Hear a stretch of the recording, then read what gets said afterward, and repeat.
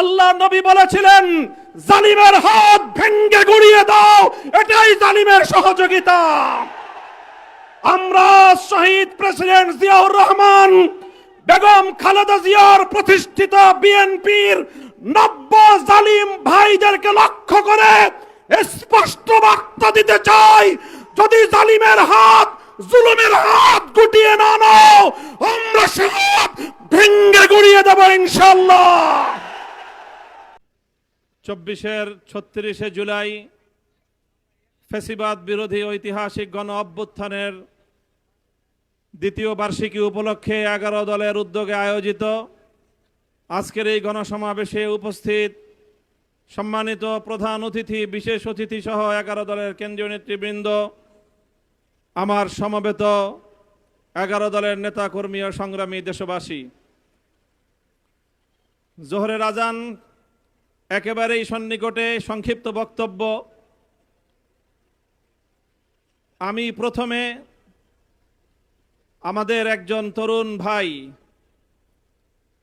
নতুন জুলাইয়ের সূচনা লগ্নে চোখ হারানো হবিগঞ্জের তরুণ ছাত্র আলিফের কথা স্মরণ করতে চাই। আমি সেদিন জাতীয় চক্ষু বিজ্ঞান ইনস্টিটিউটে আলিফকে দেখতে গিয়েছিলাম, তাকে সান্ত্বনা দিতে, সাহস জোগানোর জন্য গিয়েছিলাম। আমি সেখান থেকে নতুন করে তার কাছ থেকে সাহসের সঞ্চার করে আমি ফিরে এসেছি। ঠিক সেই কথা মনে পড়েছে 24 জুলাই বিপ্লবে যখন বলা হয়েছিল, স্যার একটারে গুলি করি, একটাই মরে, বাকিটি যায় না। আলিফের কণ্ঠে আমি সেই প্রতিধ্বনি শুনতে পেয়েছি। আলিফ আমার হাত ধরে বলেছে, গলায় যখন কাটা প্রথমে বিদ্ধ হয় তখন অল্প কষ্টেই সেই কাটা অপসারণ করা যায়, কিন্তু সেই কাটা যদি গলায় ভালো করে বিদ্ধ হয়ে যায়, সেই কাটা গলা থেকে অপসারণ করতে অনেক রক্তক্ষরণ হয়।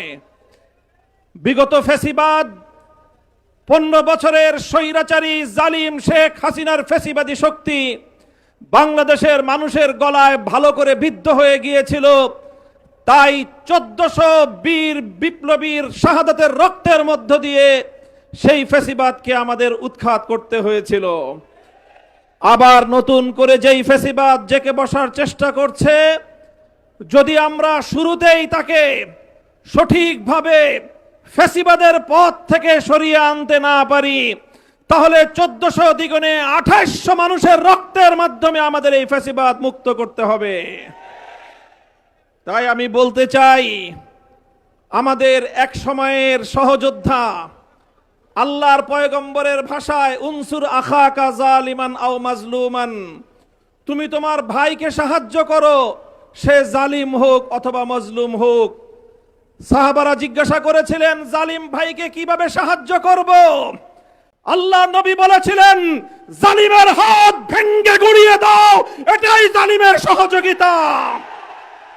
আমরা শহীদ প্রেসিডেন্ট জিয়াউর রহমান, বেগম খালেদা জিয়ার প্রতিষ্ঠিত বিএনপির নব্য জালিম ভাইদেরকে লক্ষ্য করে স্পষ্ট বার্তা দিতে চাই, যদি জালিমের হাত, জুলুমের হাত গুটিয়ে না নাও, আমরা সে হাত ভেঙ্গে গুড়িয়ে দেব ইনশাআল্লাহ। আমি আজকের বিএনপিকে বলতে চাই, অতীতের সন্ত্রাস নির্ভর রাজনীতির পথ থেকে তোমরা ফিরে আসো। আমরা অতীতে বাংলাদেশে দেখতে পেয়েছি কিছু জনবিচ্ছিন্ন বামপন্থী আর ইসলামপন্থী সংগঠনগুলো আদর্শের ভিত্তিতে, মেধা ভিত্তিক আদর্শিক রাজনীতি ছাত্র অঙ্গনকে শিক্ষা দিত। 2024 বিপ্লবের মধ্য দিয়ে বামপন্থী এবং ইসলামপন্থী ছাত্র সংগঠনগুলোর বাইরেও একটি নতুন শক্তির উত্থান ঘটেছে। যেই ছাত্র জনতা নাহিদ আক্তার, নাসিরউদ্দিন পাটোয়ারি, সার্জিস, হাসনাত আব্দুল্লাহ, আসিফদের মতো মেধাবী ছাত্র উপহার দেয়, সেই 24 বিপ্লব পরবর্তী নতুন বাংলাদেশে ছাত্র দলের সন্ত্রাস নির্ভর রাজনীতি বাংলাদেশের শিক্ষাঙ্গনগুলিতে চলতে পারে না। আমি আমার বিশেষ করে কওমি অঙ্গনের ছাত্র জনতার একটি কথা স্মরণ করিয়ে বলতে চাই, 24-এর বিপ্লবে যখন আমাদের বাংলাদেশের মাদ্রাসাগুলো থেকে আবাবিল পাখির মতো ঝাঁকে ঝাঁকে ছাত্ররা নেমে এসেছিল, সেদিন সাংবাদিকরা তাদেরকে প্রশ্ন করেছিল, তোমরা কেন এসেছো?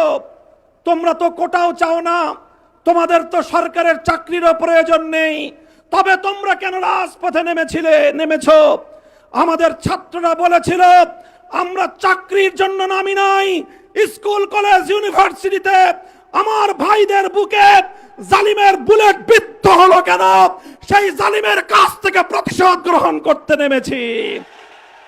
আমি আবার সে কথার পুনরাবৃত্তি করছি, মনে রাখবেন, বাংলাদেশের যেখানেই জুলুম হবে, যেখানেই জালিমের হাত উদ্ধত হবে, নাসিরউদ্দিন পাটোয়ারি ভাই আমরা বলি, আবার মাদ্রাসাগুলো থেকে আবাবিল রাজপথে নেমে আসবে ইনশাআল্লাহ।